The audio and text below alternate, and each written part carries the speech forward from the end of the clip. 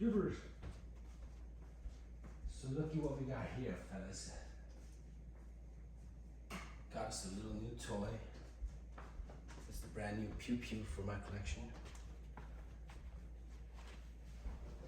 This is the Sauer P320 X5 California edition. So I've had it for about a week now. Actually 2 weeks. The first week we were kind of out of town. Went on a quick vacation for about a week and we came back, and now I have been playing with this for the last week or so.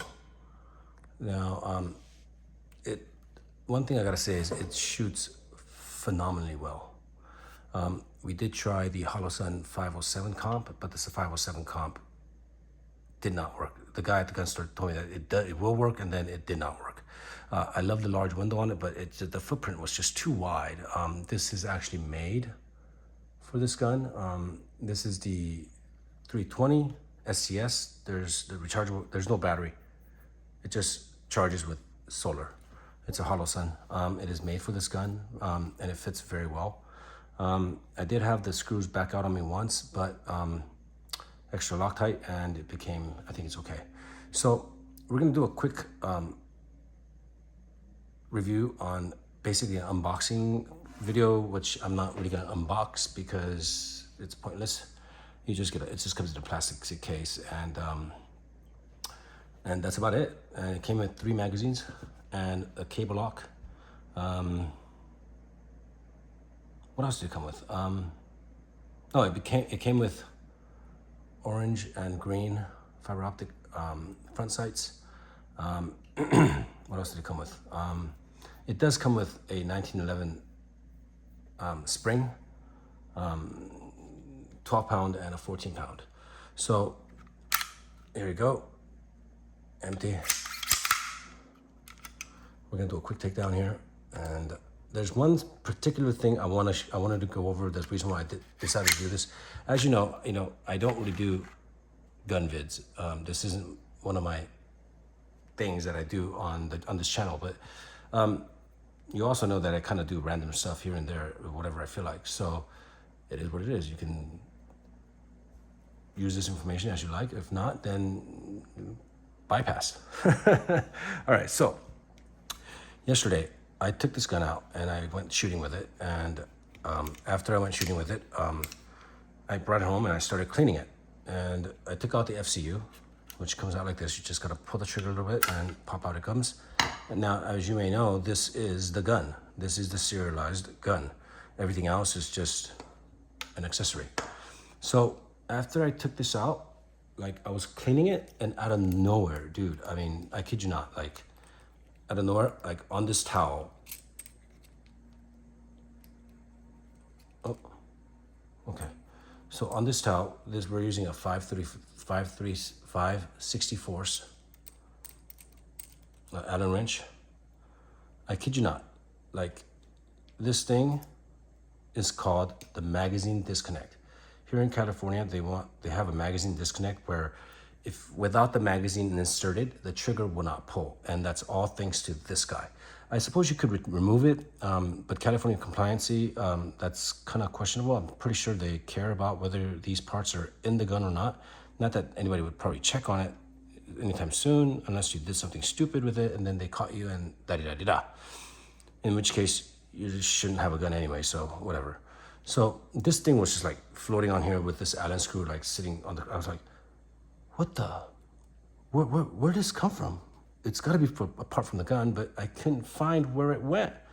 So it took me a really long time trying to figure out where it went, because I couldn't find any videos about the magazine disconnect, because this is a California issue X5 Legion. Although the M18s also have this, the California models, but I just could not find a lot of videos that were, or any information pertaining to this particular part. At the same time, I really wasn't sure what this was until I did a lot of digging. So this is the magazine disconnect, and it's very simple. It just goes in here, and there's an orientation of this to the spring. The spring orientation is in such that it has to go in. It doesn't really matter which way it goes in, but it does matter which orientation it goes in. So for example, this and this little spring right here, looking at it like this, it has to go in this manner, and this little part has to catch on the bottom rail of that there. It cannot be on top, although it might, you know, I kind of fooled with it. I tried to do it a few different ways. I figured out that there's no tension, so it wasn't really serving a purpose. So here, this has to be kind of positioned in the upward position like this, and it has to slide in right here. How I figured it out was there was a hole there, and that hole gave me a clue as to where that screw goes. And from there, I just kind of pieced things together. This has to be flipped up like this to match in that slot right there, that it has to go inside that slot. I don't know if you can see that very well, but it has to go right into there. Otherwise, it will not function correctly. It'll go in there, but you won't have this tension.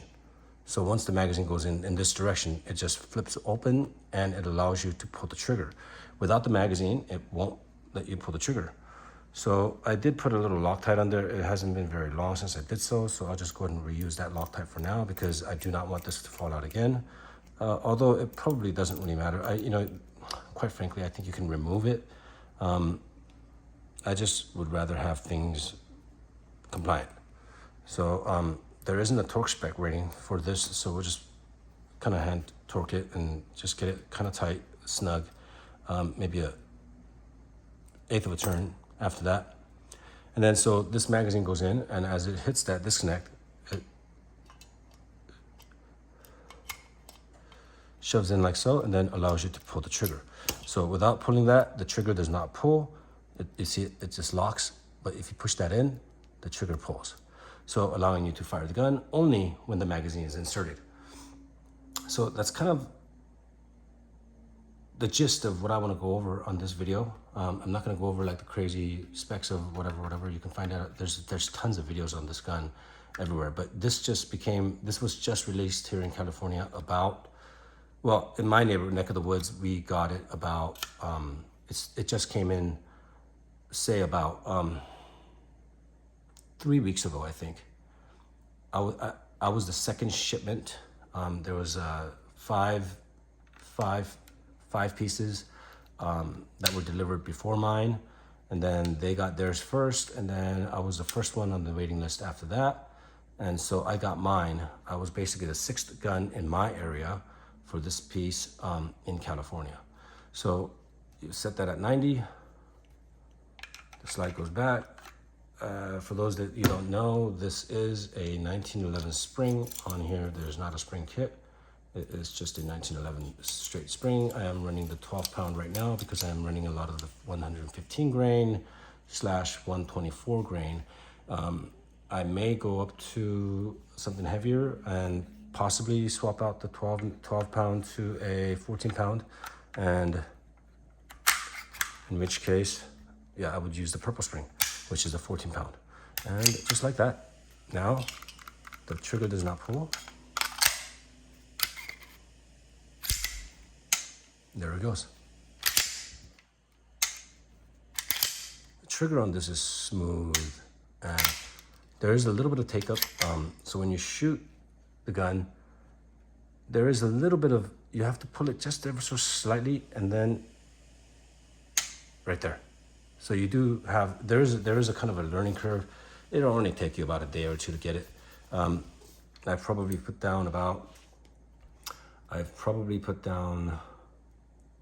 a little over 1,000 rounds on this gun so far, and I have not had a single failure. Everything has been beautiful. The color on this is beautiful. The dot is, so far it's good. I wish the sight window was just a slightly bigger, just a tad bigger. There is, when you move, so let's see if I can do this right here. So let me see if I can do this. When you move the sight, when you move the viewpoint, the sight does curve and move slightly more than it should, I think. The whole point of the red dot or the dot is that the dot stays in place no matter which viewpoint you're at. But in this case, the dot does move and creep just a bit up, down, left, right.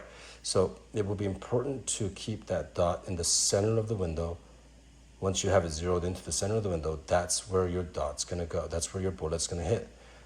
Anytime you're looking at it from this angle here, it's not really going to hit.